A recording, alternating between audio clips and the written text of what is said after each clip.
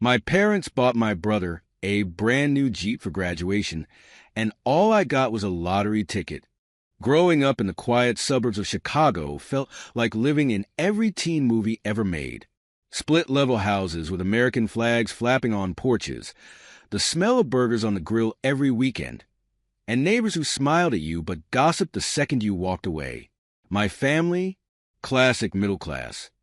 Dad worked in logistics, Mom juggled PDA meetings and extreme couponing, and then there was me and my twin brother, Nick. Nick was that guy, high school football star, prom king material, and somehow always tan even in February.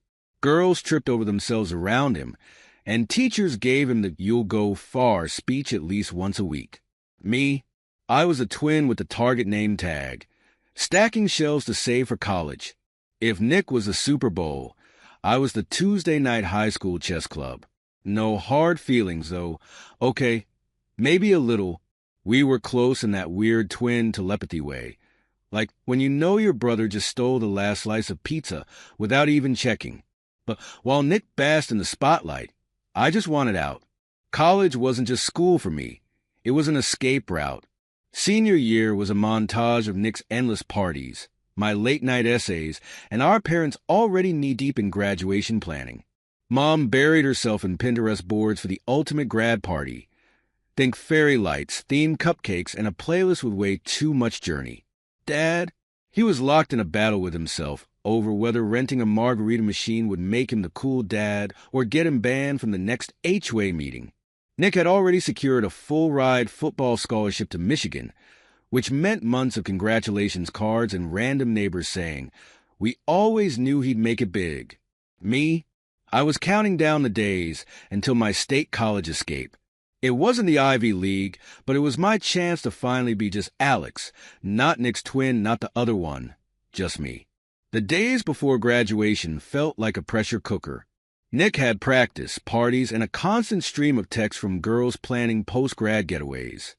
I had double shifts at Target and exactly one email from my future roommate asking if I was cool with bringing a mini fridge. Exciting times. One night, as Mom fussed over seating charts and Dad tried to figure out how many hot dogs were too many, Nick and I found ourselves on the garage roof. It was our spot, a place where we could be just two brothers without all the noise. Nick was hyped about dorm life, tailgating, and football glory. I listened, pretending I wasn't imagining a world where I wasn't his sidekick. The big day was coming fast, and everyone was buzzing about what surprises graduation would bring. Nick, he probably expected something straight out of a sports movie. Me, I wasn't holding my breath. But looking back now, I should have known better. I knew Nick would get something huge, but I never thought my gift would flip our entire world upside down. Graduation day felt like stepping into one of those high school movies that always seemed too perfect to be real. The gym was decked out in blue and gold streamers, oversized balloons spelling out class of 2024, and a photo booth where everyone lined up to snap selfies with oversized sunglasses and fake diplomas. The smell of cafeteria pizza from past lunches still haunted the place, but no one cared. Nick, of course, was in his element, flashing that effortless smile while classmates clapped him on the back like he just won the Super Bowl. The ceremony itself dragged on longer than a line at Starbucks on a Monday morning.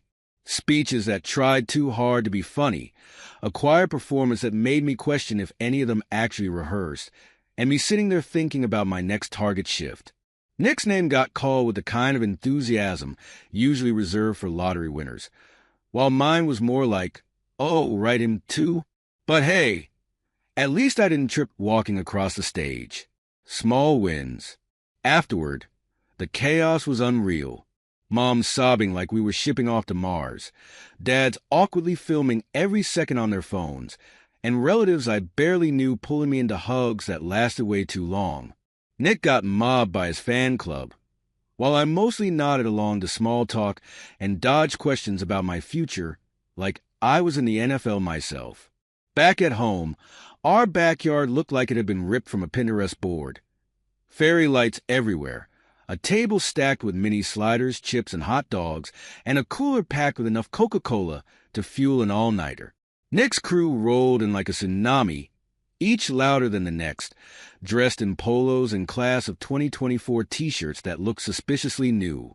I spotted Mr. Thompson from next door pretending to mingle while sneaking another plate of sliders.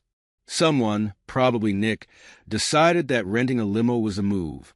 Next thing I knew, we were crammed inside, blasting throwback hits from early 2000s playlists someone found on Spotify, making pit stops at Taco Bell and Starbucks because apparently no grad night is complete without caffeine and nachos. Nick soaked it all in. The laughs, the selfies, the nonstop attention.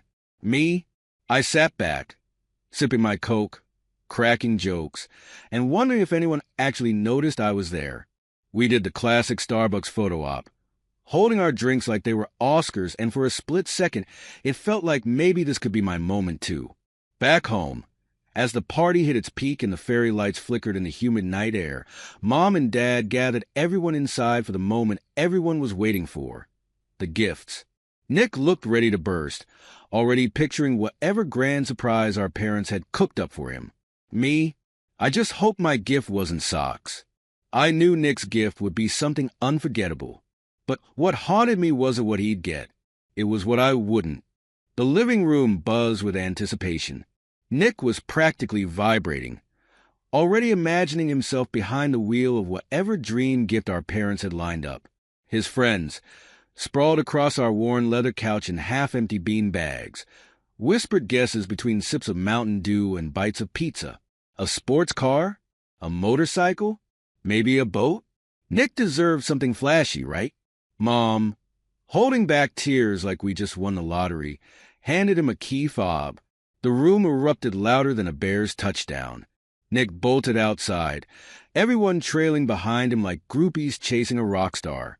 Parked in the driveway, gleaming under the streetlight, was a brand-new Jeep Wrangler Rubicon, top down, doors off, the kind of car made for blasting country music and making memories at Lake Michigan. Nick's grin was wider than the Chicago skyline. He climbed in, revving the engine like he was already halfway to the beach. His phone connected to Bluetooth faster than my Wi-Fi ever did, and suddenly Morgan Wallen was singing about heartbreak and highways. Classic Nick. I stayed back, letting it all sink in. This wasn't a surprise. Nick was a golden boy, the hometown hero. Of course, he'd get a Jeep. Dad clapped me on the shoulder like he was prepping me for bad news. Mom handed me a small, white envelope. No keys, no oversized bow, just paper. The room went quiet. Awkward quiet. I opened it, trying to convince myself it would be something cool. Maybe a check for college, maybe tickets to a Cubs game. Inside, a $25 Best Buy gift card and a lottery ticket. Cue the awkward chuckles. Sam, my best friend since third grade and the king of bad timing, nudged me and whispered, "Hey, at least now you can finally buy that Xbox controller you've been complaining about." I forced a laugh because, well, what else do you do when life hands you a slap in the face disguised as a gift? Nick's friends barely noticed. They were too busy piling into the Jeep, already arguing about who got shotgun. Mom hugged me tight, whispering something about bigger things ahead. But her voice got drowned out by the Jeep's engine and Nick yelling that they were headed to Dairy Queen. Dad gave me that nod. You know the one. The chin-up kid nod. I stuffed the envelope into my pocket and slipped out the back door. The porch was my safe place. The distant hum of lawnmowers, the faint smell of burgers from a neighbor's barbecue, and me scratching a losing lottery ticket with a quarter I found in my jeans. Figures. I stared at the gift card like it held answers. Nick got freedom, adventure, and endless possibilities. I got plastic worth less than my Target paycheck. But the worst part, it felt like everyone expected this. Like I was the guy who didn't need the big stuff. Sam found me outside, holding 2 Cokes he probably snagged from our cooler. He sat next to me, popping his can open with that signature smirk. Tough break, man. But hey, no one's gonna ask you for rides now. I laughed, a real one this time. We sat there, sipping Coke, while Nick's Jeep disappeared into the night. I smiled for the rest of the party, played along, even congratulated Nick like a good brother should. But something inside me cracked that night, and I didn't know it yet, but that tiny fracture, it was about to change everything. I got home that night feeling like I'd just been benched in the championship game. Nick was out cruising in his new Jeep, probably blasting country music, and planning weekend trips to Lake Michigan with his friends. Me, I was standing in front of the freezer, pulling out a frozen DiGiorno pizza and wondering how my life had come to this. The microwave hummed as I leaned against the counter, scrolling aimlessly through Instagram. My feed was filled with graduation pics, caps tossed in the air, cheesy group selfies, and of course, Nick's Jeep already making an appearance. His caption, "New wheels, new adventures. Lake Michigan we comin'. Hashtag Jeep life, hashtag blessed."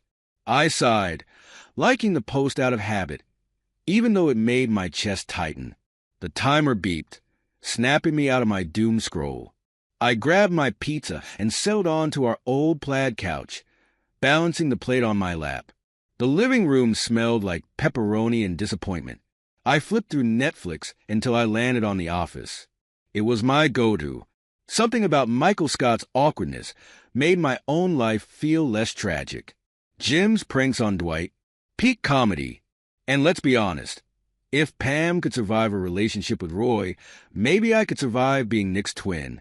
As I took a bite, memories crept in like uninvited guests. There was that Christmas morning when Nick unwrapped a brand new PlayStation 5, and I got a $50 Amazon gift card. Nick immediately fired up Madden while I scrolled through Amazon, realizing $50 wouldn't even cover a new controller. Or the summer after freshman year, when our parents whisked Nick off to Disney World to celebrate his amazing football season, while I got left behind with Grandma Doris and her endless collection of ceramic cats. Her idea of fun? Teaching me how to knit and lecturing me about my posture issues. Even the small things stung. Nick got the last slice of pizza more times than I could count. He never had to mow the lawn because football practice was apparently a valid excuse. And let's not forget every time someone said, "Oh, you're Nick's brother," like that was my entire identity. I reached for another slice, realizing I had two left. Great. Even my pizza was reminding me that I always ended up with less. My phone buzzed. It was Sam. The guy had the timing of a sitcom punchline. "Dude, did you check that lottery ticket yet?" I rolled my eyes. "Yeah, I'm sure I won millions while microwaving a DiGiorno." "Come on, man," he texted back. "Do it for the meme."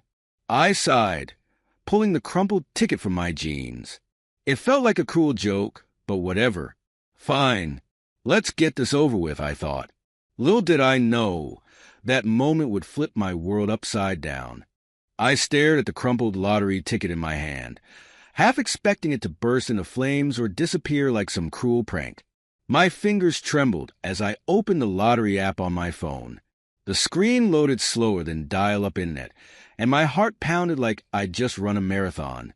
"Scan your ticket," the app prompted. I held my breath and hovered my phone over the barcode. Processing. Then there it was. $5,000,000. I blinked, rubbed my eyes, blinked again. Surely, I was hallucinating from too much DiGiorno and Mountain Dew. But the numbers didn't change. $5 million. I made a sound that probably scared the neighbor's dog. A mix between a gasp, a laugh, and that noise you make when you stub your toe at 2 a.m. Sam's text popped up again. "Did you check it yet?" I almost threw my phone across the room. $5 million wasn't buy a new Xbox money. It was quit your job and move to a beach house money. My brain went into overdrive. What do you even do when you win the lottery? Google, obviously. What to do if you win the lottery. First rule, don't tell anyone. Yeah, no kidding. Nick would probably sell my secret for gas money. Mom would turn into Oprah. You get a new kitchen. You get a new car. And Dad, Well, let's just say I wasn't ready for a 3-hour lecture on tax brackets. I paced my room like I was trying to wear out the carpet.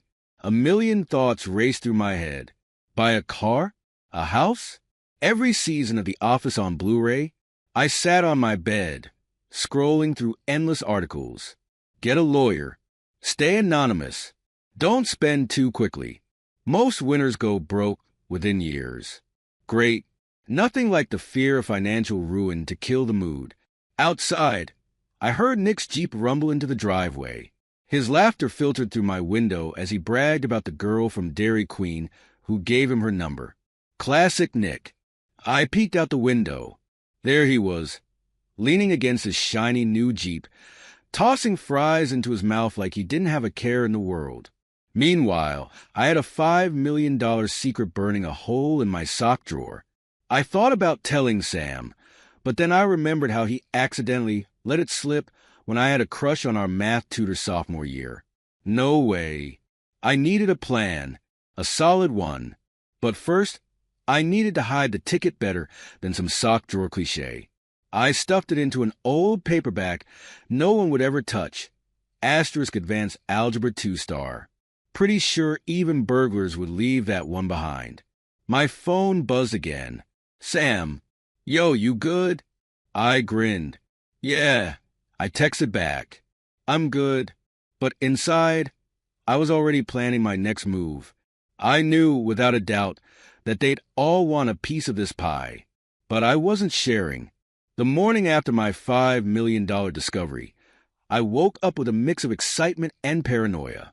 What if I lost the ticket? What if someone found out?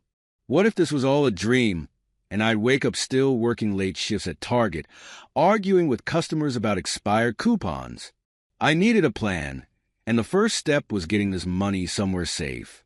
I told my parents I had a morning shift and drove straight to the bank instead. Sitting in the parking lot in my 2008 Honda Civic that rattled every time I hit the brakes, I Googled how to open a bank account for lottery winnings without your family finding out. No helpful Reddit threads. Just a lot of tell your mom immediately advice, which wasn't happening. Inside, I felt like I had a neon sign above my head flashing, millionaire. Every time the teller glanced at me, I panicked.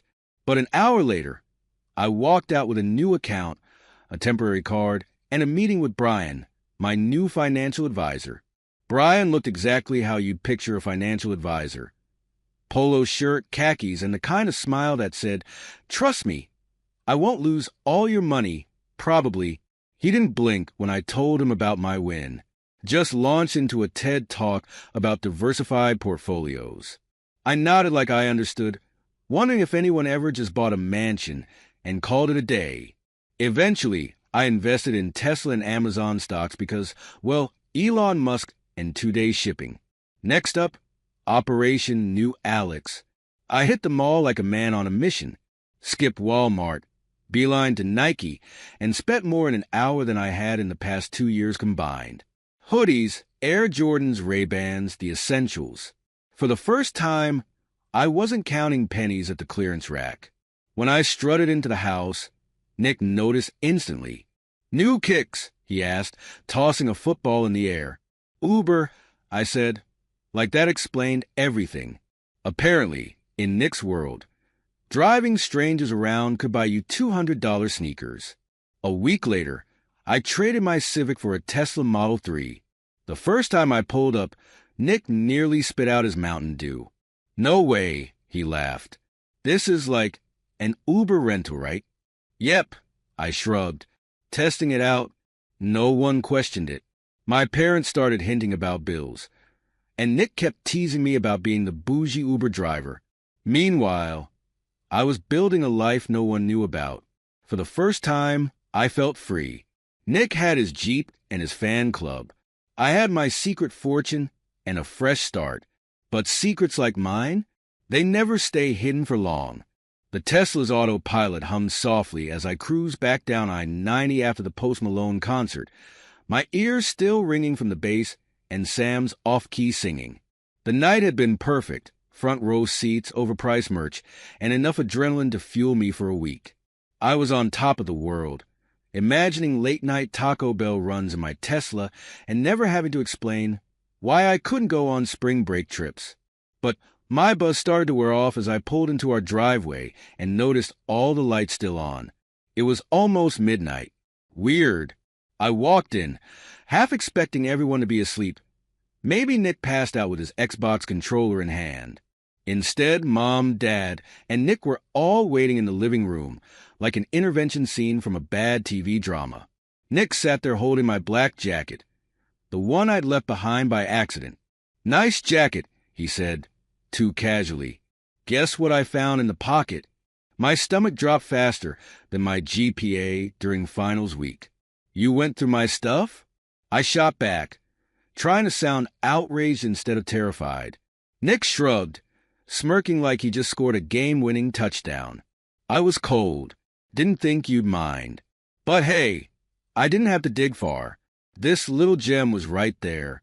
He waved the financial report from Tesla, the one showing my $100,000 investment. Mom's eyes widened, her voice almost a whisper. "Alex, where did you get this kind of money?" Dad leaned forward, his classic serious dad face on. "Sit down. Now, no escape." My heart pounded. I could say I found it on the sidewalk, but even that wouldn't fly. I sighed, running a hand through my hair. "I won the lottery," I admitted, the words tasting like defeat. $150K. Mom blinked rapidly, like she was processing a system update. $150,000? And you didn't tell us? Why? Dad, already in calculator mode, rubbed his chin. Tuition, car insurance, credit card debt. This could help with a lot of family expenses. Nick, being Nick, leaned back with that grin that made me want to throw a pillow at his face. "Guess you can finally ditch the Tesla rental and get a real car. Like, I don't know, a Toyota?" I forced a laugh, but inside, I knew this was just the beginning of a storm I wasn't ready for. The living room felt like a courtroom, and I was definitely the defendant. Mom paced. Dad rubbed his temples like he was calculating every penny they'd ever spent, and Nick just scrolled through his phone like this was background noise. "Typical. I can't believe you hid this from us," Mom said, her voice a mix of disappointment and disbelief. "We've always supported you, Alex. Always." I clenched my jaw. "Supported me? You mean like how you spent all your savings on Nick's Jeep while I got a $25 gift card?" Nick chuckled under his breath. "Well, you did buy those nice Air Jordans with it, right?" That was it. I snapped. "You know what? No. I'm not giving you any money," I said firmly. "Not for the mortgage. Not for car payments, and definitely not for Nick's next weekend trip to Lake Michigan." Mom gasped like I'd just said I was moving to Mars. "We're your family. Families help each other." Funny, I shot back. I don't remember much help when I was working double shifts at Target to save for college.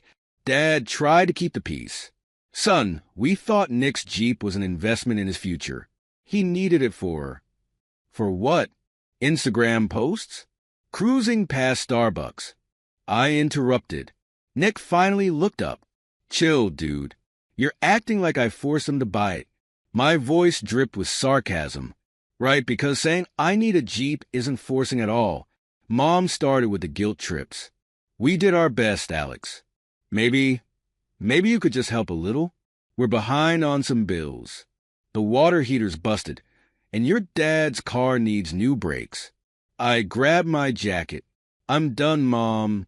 "Done?" She echoed, panicked. "Yeah," I nodded. Done being the backup plan. Done being the afterthought. I spent the night shoving clothes into a duffel bag, tossing in my laptop chargers and a stack of leftover pizza slices wrapped in foil. Nick didn't even bother to say goodbye. He was too busy FaceTiming his friends about some party. The next morning, I stopped by Starbucks, grabbed a Venti caramel macchiato because, well, I could finally afford one without checking my bank balance first. Then, I signed a lease for a tiny apartment downtown with a view of the Chicago River. The place was small, Like, your bed is also your couch small, but it had exposed brick walls, a fridge that didn't sound like a dying cat, and no one asking me to cover the Wi-Fi bill. I sat on the balcony with my coffee, watching boats glide along the river, and realized something. For the first time in my life, I was free. A year passed, and life had a funny way of balancing the scales. Nick's shiny Jeep Wrangler totaled after he tried to impress some girl by drifting in a Walmart parking lot. Yeah, because nothing screams romance like almost hitting a cart return station. My parents, drowning in credit card debt from trying to keep up with Nick's endless expenses, spring break trips to Miami, the latest iPhone he just had to have, and those emergency AirPods he somehow lost 3 times. Meanwhile, I thrived. My Tesla no longer raised eyebrows because people assumed I was just another tech guy making decent money. My investments paid off big time, and I poured my money into a promising tech startup that exploded faster than a bag of popcorn in the microwave. Suddenly, I wasn't just a quiet twin working shifts at Target. I was a guy who booked last-minute flights to LA for weekend getaways and posted sunrise pics from the Grand Canyon. Disney World? Check that off my bucket list. Twice. I even got a photo with Mickey Mouse while holding a cho because why not? Life felt like a montage from one of those inspirational TikToks with lo-fi music in the background. Then came the inevitable call. Alex, we need help. Mom's voice trembled through the phone. We're behind on everything. The house, the cars, even groceries. Nick chimed in, sounding less cocky than usual. Look, man, I screwed up, but we're family, right? I smiled bitterly, swirling my overpriced Starbucks iced coffee. Maybe you should have invested in me instead of a Jeep. I hung up, half expecting them to call back. They didn't. But fate wasn't done with me yet. One day, my phone rang. It was Grandpa. Hey, kiddo, just checking in. I bet that lottery ticket changed everything. Huh? My breath caught. Wait, you knew? Of course, he chuckled. I bought that ticket. Gave it to your folks for your graduation. Always knew you were meant for something big. Tears welled up. Shame Grandpa was the only one who saw me as more than a backup player.